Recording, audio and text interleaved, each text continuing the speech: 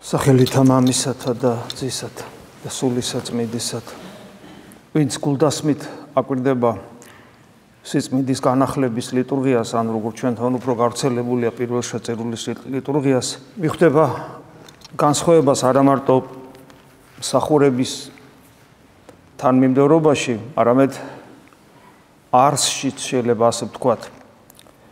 როდესაც ჩვენ ვწირავთ, როცა ევქარისტიული საიდუმლოება აღესრულება, კვირადღეს, შაბათს, დიდ მარხვაში მარტო შაბათ-კვირას აღესრულება. და როცა დიდ მარხვა არ არის ყოველ დღე, როცა ჩვენ დგავართ, ვიწყებთ და მივისწრაფით ქრისტესკენ, ქრისტესთან ერთობისკენ, იმ ჭეშმარიტად უმწვერვალესი ღვთისმსახურებისკენ, რომელსაც პავლე მოციქული ასე საოცრად განმარტავს, დიდარს ღმრთის მსახურების საიდუმლოება, ღმერთი გამოჩნდა ხორცითა და აი ამ რწმენით აღვსილნი მოვდივართ ევქარისტიულ მსახურებაზე, აი სწორხაზოვნად შეიძლება ასე ითქვას, მივისწრაფით იქითკენ, რომ ჩვენს თვალწინ აღესრულოს კიდევ ერთხელ ის საიდუმლოება, რასაც ქვია ღმერთი გამოჩნდა ხორცითა და მივიახლებით გარდასახულ ძღვენს, რომელიც უკვე ხორცი და სისხლია უფლისა და ამით, რა თქმა უნდა, ყველაზე უმთავრეს საქმეს აღვასრულებთ ჩვენსას, რისთვისაც საერთოდ სამყარო შეიქმნა. განსაკუთრებულია სიწმინდის განახლების ლიტურგია, ანუ პირველ შეწირულის ლიტურგია. აქ გარდასახვა არ ხდება. ჩვენ მსახურებთ მწუხრის ლოცვას უკვე გარდასახული ძღვენის გარშემო. და იქ სადაც, როგორც გითხარით, ევქარისტიულ საიდუმლოებაში ასე მივისწრაფით იმ კულმინაციისკენ მსახურებისა, როცა პური და ღვინო, ხორცა და სისხლად უნდა გარდაისახოს და ღმერთი გამოჩნდეს ხორცითა ამ საიდუმლოებას მივიახლებით. ამ შემთხვევაში გარდასახული ძღვენი უკვე ჩვენს წინაშეა. იგი წმინდა ტრაპეზია დაბრძანებული და მწუხრის ეს მსახურება, რომელიც თავისთავად გლოვარება სინანულის აღმნიშვნელია, ზოგადად ქრისტიანობა ხომ გლოვარება სიხარულია და მწუხრის ლოცვა სწორედ ეს არის, გლოვარება სიხარული, რომ გლოვარებაა სახელიც ესია, ხომ მწუხრი რაღაც თვითონ სიტყვის არსიც ამას მიგვანიშნებს, მაგრამ არ უნდა დაგვავიწყდეს, რომ როცა სასესხლურით შევდივართ, რა საგალობელი იგალობება ამ დროს, ნათელო მხიარულო, ანუ ღვთის განკაცებას ვიხსენებთ და ღვთის განკაცება კი სიხარულის მომნიჭებელია, რომელიც ჩვენი ცოდვების გამო, რომლის გამო გლოვარებთ, განკაცდა, მაგრამ ამავე დროს იგი სიხარულის და მხიარულების მომტანია და იგი ნათელად იწოდება და არა უბრალოდ ნათელად, არამედ მხიარულ ნათელად, როცა სასესხლურით შედის მღვდელი. მწუხრი, რომელშიც მთავარი ადგილი გარდასახულ ძღვენს, ანუ უფლის ხორცსა და სისხლს უკავია. და ჩვენ რაღაც ესე სწორხაზოვნად კი არ მივისწრაფით ღვთისმსახურებისას, არამედ გარშემო, უფლის გარშემო მსახურებთ. ამიტომ პირველ შეწირულის ლიტურგია დასაწყისიდანვე საოცარი მადლისმიერი სითფოთი არის აღსავსე. მე ახლა ამას იმიტომ გეუბნებით, რომ ვისაც ასე და ამგვარად არ გიფიქრიათ, შემდეგზე რომ მოხვალთ, ასე და ამგვარად იფიქროთ. თქვენს წინაშე გარდასახული ძღვენია, თქვენს წინაშე უკვე უფალია დაბრძანებული და ჩვენ მის გარშემო ვიმყოფებით, მის გარშემო შეკრებილები ვართ, მისი მადლით, მისი ჩვენდამი, ჩვენი მისდამის სიყვარულით, ერთგულებით გამთბარნი ვართ. აი ეს არის პირველ შეწირულის ლიტურგია, ჭეშმარიტად გლოვარება, სიხარულის მსახურება და ამიტომაც იგი ესე მაგნიტივით იზიდავს, შეიძლება ასე ითქვას ადამიანებს. ეს ყველაფერი ძალიან კარგია. მაგრამ მეორე მხრივ ეს ყველაფერი რო განიცადო, შენს გულში შეუშვა, ამით იხარო, ამით იბედნიერო, ამით ქრისტიანობდე, ამით ადამიანობდე, ამით მარადიულობდე. ეს ყველაფერი რო განიცადო, საჭიროა სულიერი ცხოვრება. სულიერი ცხოვრება თავის თავში ეტაპებს მოიცავს. ეს ეტაპები არის პირველი მაგალითად შემოქმედებითი ეტაპი, როდესაც საკუთარ თავზე იძულებით ვშრომობთ, ვმოქმედებთ, რომ ჩვენი განუწმენდავი გული გაიხსნას ღვთის ნებისათვის და განიწმინდოს და სასუფეველი ცისა იძულების, როგორც ქრისტე გვასწავლის. ჩვენ ძალიან ხშირად გვინდა რომ ამ ეტაპს გადავახტეთ. გადავახტეთ უბრალოდ. მით უმეტეს ცოდნა ბევრი გვაქვს. თითქმის ყოველ დღე შეგიძლიათ ეზიაროთ, იესოს ლოცვას სწავლობთ, წმინდა წერილს კითხულობთ, წმინდა მამებს, სრული კომფორტი გაქვთ რელიგიური მსახურების. ვინც ამას გონივრულად იყენებს, რა თქმა უნდა. თორე სამწუხაროდ არის ის, რომ ადამიანებს ეძლევათ და არ იყენებენ, ეგ სხვა თემაა. მე ვგულისხმობ იმას, ვინც ამას ვინც ამას იყენებს კარგი გაგებით. მოდის მართლაც და რაც ეძლევა იმას იღებს. მადლიერებითაც. აქ დგება ადამიანის სასტურის წინაშე. ეს ყველაფერი ხო სიცარიელი არ არის, ეს ხო მადლისმიერი მოქმედებებია და ადამიანის გული, რომელმაც ერთხელ ქრისტეს შეხება იგზნო გულზე, ესე იგი მისი გული უკვე განცდელია მადლისა და ამიტომ მადლი იზიდავს, მოდის, ხარობს, ბედნიერობს და აი აქ სასტურის წინაშე დგება ადამიანი ფიქრობს, რომ ის უკვე განწმენდილ მდგომარეობაში შევიდა და მისი მსახურება, მისი რელიგიურობა, მისი სულიერება, მისი ლოცვა, მისი ზიარება უკვე არა შემოქმედებითი, სადაც ღვაწლი უნდა და საკუთარ თავზე იძულება, არამედ მადლისმიერია. და ერთი ნაბიჯი ჯიღა უკლია განწმენდილობამდე და მჭორეტელობამდე, როცა უკვე ადამიანის გული იხსნება და პირდაპირ, ესე იგი, ჩვენი გული და ღვთის ზეცა რო აღარ განსხვავდება, როგორც წმინდა ისააკ ასური ამბობს. და ეს არის ერთ-ერთი მთავარი შეცდომა და ხიბლის წყარო, რომელიც ძალიან ბევრს დამართნია. და ძალიან ბევრს შეიძლება ეს გვჭირდეს და ამიტომ თხილად ვიყოთ, სანამ შემოქმედებით პერიოდს, რომელიც კიდევ ვიმეორებ, მრავალი წელი გრძელდება. ზოგიერთი ადამიანის შემთხვევაში მთელი ცხოვრება შემოქმედებითი პერიოდი გრძელდება. და არა უბრალოდ ერის ადამიანებში, თვით მონაზვნებშიც კი, აი შეიძლება იყოს მონაზონი მთელი თავისი შეწირა ღმერთს და მთელი ცხოვრება. სიცოცხლის უკანასკნელ ამოსულ თქვამდე მას მხოლოდ შემოქმედებითი პერიოდი ქონა საკუთარ თავზე იძულებისა, ღვაწლისა, შრომისა. ისე რომ მადლით ძალიან დამეტნავად არც კი გაუხარია. გესმით? აი ეს მდგომარეობა ქონია შეიძლება ადამიანს, მაგრამ ეს მაცხოვნებელი მდგომარეობაა. შემოქმედი მდგომარეობიდან აი განწმენდილ მდგომარეობაში ადამიანი როგორ შეიძლება გადავიდეს ეს საიდუმლოება, ეს ცალკე საიდუმლოება, ამას მხოლოდ ღმერთი აკეთებს, ეს გარდამავალი წერტილი, როცა შეიძლება რომ ჩვენი ლოცვა, ჩვენი ღვთისმსახურება უკვე მადლისმიერი გახდეს. გონიერი ლოცვა მართლაც გონიერი გახდეს, ევქარისტიულ საიდუმლოებაში მონაწილეობა მართლაც ქრისტესთან ზიარება გახდეს, განცდის დონეზე ვამბობ, რომლის იქით მერე უკვე მჭრეტელობა იწყება. აი ეს გარდამავალი პერიოდი ღმერთისგან არის და ვიღაცას აძლევს, ვიღაცას არ აძლევს. მას ხელოვნურად შენში ვერ დაბადებ და ვერ გამოიწვევ. ხოლო თუ ადამიანი ფიქრობს, რომ ეს შემოქმედებითი პერიოდი გაიარა და უკვე ის პერიოდი დაუდგა, მადლისმიერი პერიოდი. ეს არის უკვე საშიში მდგომარეობა და ამას შეიძლება ადამიანი დაღუპოს კიდევაც. როგორ გადავრჩეთ ამას? ამისათვის საჭიროა მორჩილება საღვთო განგებულებისა, მორჩილება ეკლესიისა და თუ ვინმეს გაუღიმა ბედმა, ღმერთმა, ასე ვთქვათ, ხილული მოძღვრისადმი მორჩილებაც. იმ მოძღვრისადმი, რომელიც ქრისტესაკენ სავალ გზაზე მიგანიშნებთ. გულწრფელად და უანგაროდ. ეხლა ეს იმიტომ გითხარით, ჯერც ის მნიშვნელოვანია, რას გითხარით და მეორე, ჩვენ წმინდა მამების კითხვას ხშირად ვამბობთ, რომ უნდა ვიკითხოთ წმინდა მამები და ეს არის ძალიან მნიშვნელოვანი. ამის გარეშე ადამიანი მართლმადიდებელი ვერ ხდება. ადამიანი უფრო პროტესტანტია, რომელიც წმინდა მამებს არ კითხულობს. მართლმადიდებლობის წიაღში პროტესტანტია სოფხედელობით ვიდრე მართლმადიდებელი, იმიტომ რომ იგი უგულებელს ყოფს 2000 წლოვან გამოცდილებას. ეკლესიისას, ამ საოცარ საუნჯეს. მაგრამ მეორე მხრივ, როცა ჩვენ ვკითხულობთ წმინდა მამებს, ჩვენ ვკითხულობთ იმ ადამიანთა თხზულებებს, იმ ადამიანთა ღმერთთან ურთიერთობის გამოცდილებას, რომელმაც ეს შემოქმედებითობის პერიოდი გადალახეს და განწმენდილ მადლისმიერ მდგომარეობაში იმყოფებიან და მადლისმიერი მდგომარეობიდან და ზოგიერთი თვით მჭორეტელობის მდგომარეობიდან გვესაუბრებიან. ეს ძალიან მნიშვნელოვანია ჩვენთვის. ჩვენ უნდა ვიცოდეთ, რისკენ უნდა ვისწრაფოდეთ. სად არის ის ნიშნული, სად არის ის სიმაღლე, რომელამდე შეიძლება ადამიანი ავიდეს. გესმით, ეს ძალიან მნიშვნელოვანია. რომ არ მოვდუმდეთ და საკუთარი მდგომარეობით არ მოვიხიბლოთ. მაგრამ არ უნდა დაგვავიწყდეს, რომ ეს მდგომარეობა, რომელსაც ჩვენ წმინდანებთან ვკითხულობთ, ეს მდგომარეობა არის ის მდგომარეობა, რომელიც მათ დიდი შრომის ფასად და ღვთის განსაკუთრებული მოწყალების შედეგად მოიპოვეს. ეს არის ძალიან მნიშვნელოვანი. ამიტომ ზოგჯერ ხდება ხოლმე, რომ წმინდა მამას კითხულობს ადამიანი და პირდაპირ კოპირებას აკეთებს თავის თავში.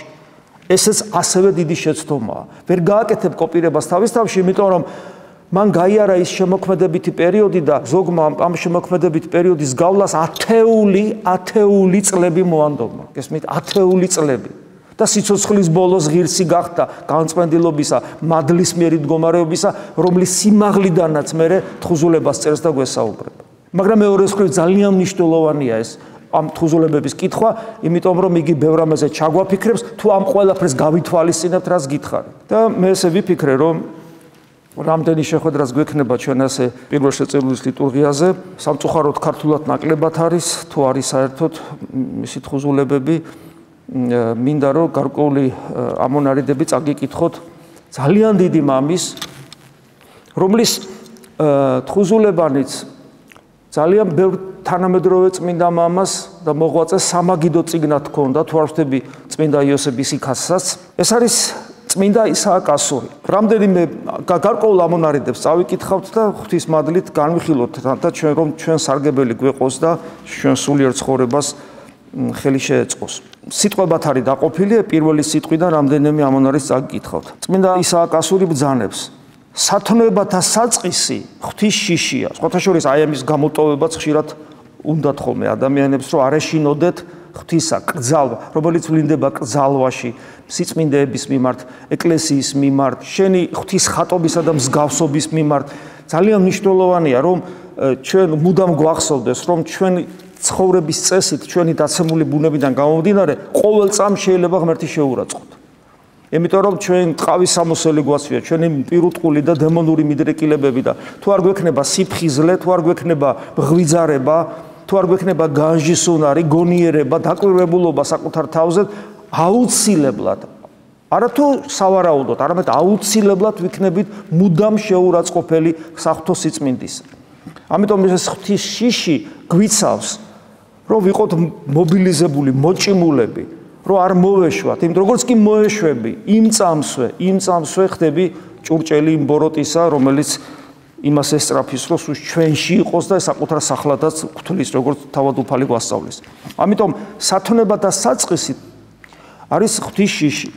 ამბობენ, რომ აგზელებს ისააკ ასური, რომ იგი რწმენისგან იშვება და გულში მკვიდრდება, ანუ ჩვენი რწმენა, რომ ვამბობთ მორწმუნენი ვართ, მაშინ ღვთის შიშს, რომ ღმერთი როგორც სიწმინდე არ შეურაცხოთ და შესაბამისად ეს კიდევ ვრცელდება მის ეკლესიაზეც, არ შეურაცხოთ და ამას ადამიანი შინაგანად განიცდის, გულში მკვიდრდება, ისააკ ასური ამბობს. ეს არ არის უბრალოდ რაღაც მენტალური რაღაც ხსოვნა, რომ ხო, ღმერთი არ უნდა შეურაცხო. ეს არის შინაგანი განცდა, მუდმივად, რომელიც მოჭიმულს ხდის და ბუნებრივია ეს არც გავიწყდება, იმიტომ რომ ეს შენი არსების ნაწილი ხდება.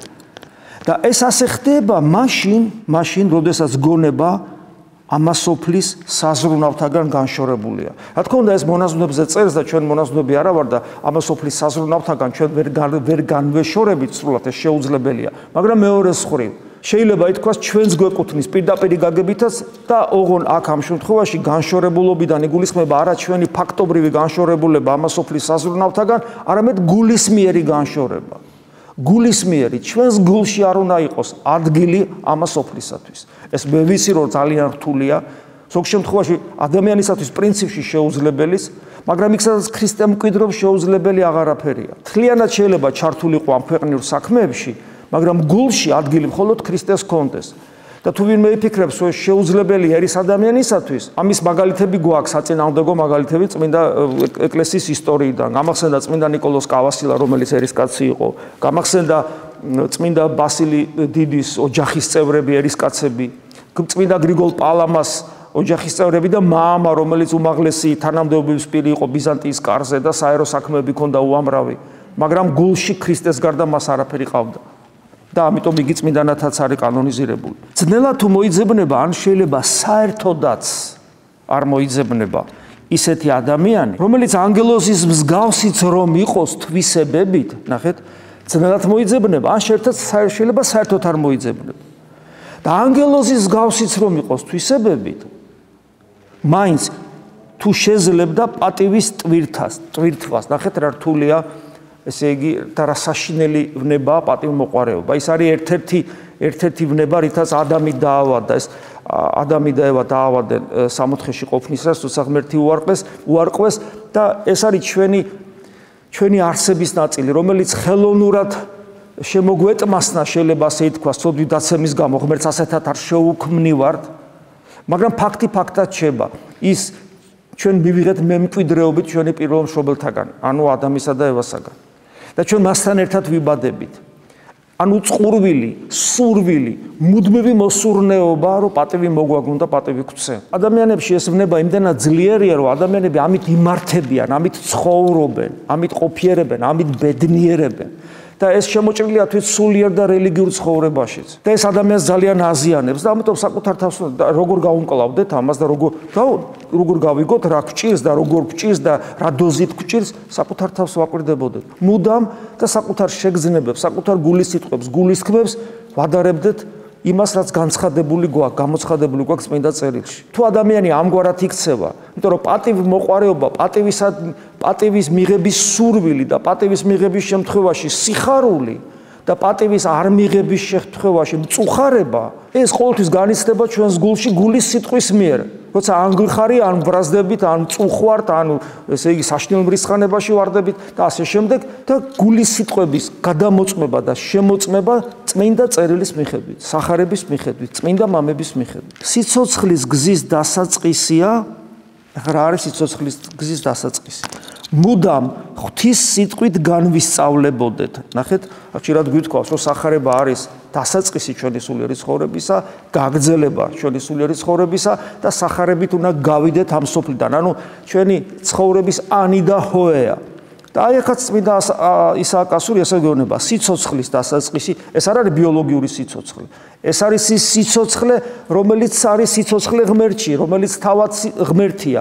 ანუ ჭეშმარიტი, ნამდვილი, მარადიული სიცოცხლე ღმერთად ყოფნის მდგომარეობაა. და ამგვარი გზის დასაწყისი რა არის?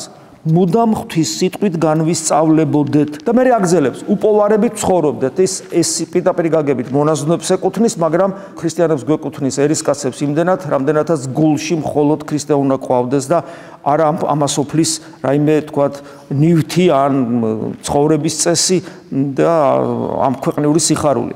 ამიტომ ესე იგი საჭირო არის რომ ჯერ ღვთის სიტყვით განვისწავლებოდეთ, პრაქტიკულად სახარებასთან მუდმივი კავშირი გქონდეს და უპოვარებით ცხოვრობდეთ. ანუ გულში მხოლოდ ქრისტე ყვავდეს. როგორც პავლე მოციქული ამბობს, არაფერი დავიდევ გულში, გარდა იესო ქრისტესი ისიც ჯვარცმულისა.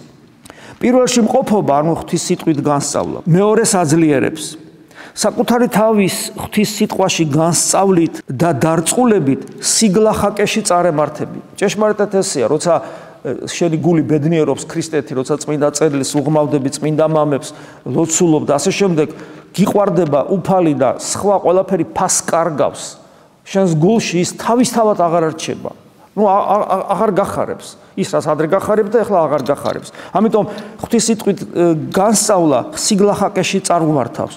ხოლო უპოვარებაში წარმატება, ხოლო თუ თავს ვაიძულებთ და ამასოფლის საგნებს გულიდან გავდევნით, ეს დაგვეხმარება ღვთის სიტყვის განსწავლაში და ღვთის სიტყვის განსწავლაში წარმატების საწინდარი იქნება.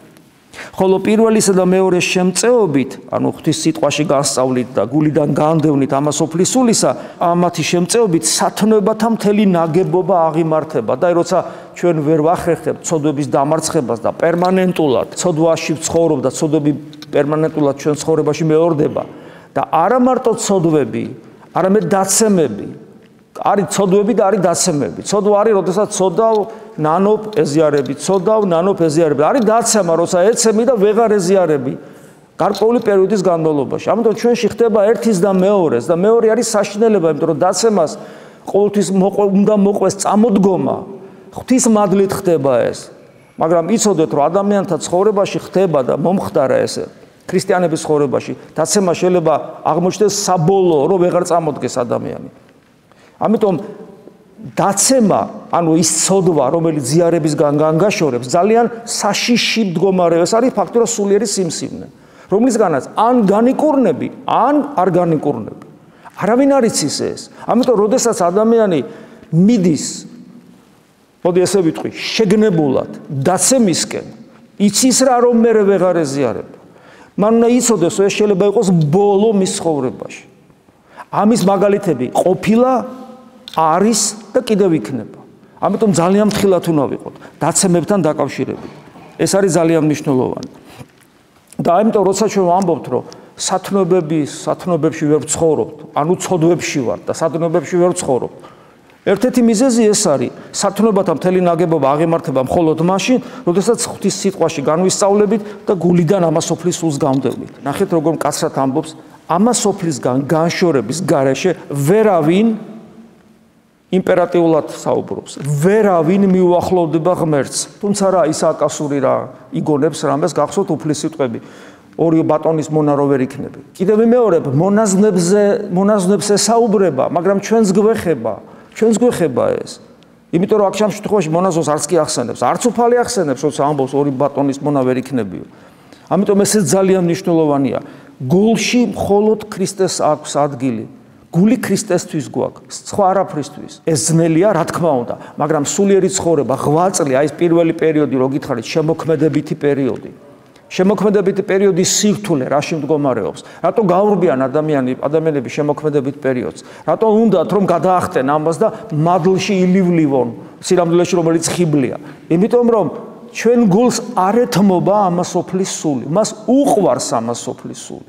და ძალიან დიდი ბრძოლა გვჭირდება, განსაცდელებიც გვჭირდება. განსაცდელებზე მე ბევრს საუბრობს ისააკასური. ძალიან ბევრი განსაცდელი გვჭირდება, რომ ასზე მოვიდეთ. აი უკაცრავად ასეთი უხეში გამოთქმისთვის, აი როგორც უძღებიშვილი რომ მოეგო თავსა თვისა. აი მივხვდე, რომ ამას სოფლის სული ჩემს გულში ეს იგივეა, რომ ღორების საჭმელს ვჭამდე. მივხვდე და რო ვერ ვხვდები, როდის მიხვდა უძღებიშვილი ამას? როდესაც ძალიან გაუჭირდა და გაჭირებისაგან წუხარებაში ჩავარდა, მერე მოვიდა ასე. ამიტომ განსაცდელი, რომელიც წუხარებაში გვაგდებს, ღვთის როგორც მოსიყვარულე მამისაგან დაშვებით ხდება ჩვენზე, რომ როგორმე სანამ ცოცხლები ვართ, სანამ პირში სული გვიდგას, მივხვდეთ, გონს მოვეგოთ, ასზე მოვიდეთ, რომ ასე ცხოვრება აღარ შეიძლება. იმიტომ რომ ვერ მიუახლოვდებით ღმერთს.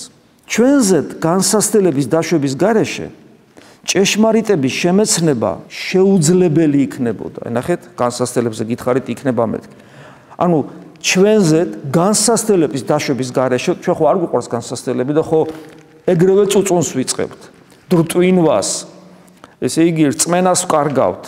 აღარ ვიცით რა ვქნათ. მაგრამ გვეუბნება განსაცდელების დაშვების გარეშე ჭეშმარიტების შემეცნება შეუძლებელი. რატო შეუძლებელი? იმიტომ რომ ქრისტე არ გვიყვარს გესმით. ქრისტე რო გვიყვარდეს, განსაცდელები საერთოდ საჭირო არ იქნება. და თუ ვამბობ რომ მიყვარს ქრისტე და ვწოდა, ვტყუი, იმიტომ რომ იოანე მოციქული, რომელსაც ჩვენ ვენდობით, პირდაპირ გვეუბნება, რომ ღვთის შვილი, ნუ გიყვარს ღვთის შვილი ხარ, ხო?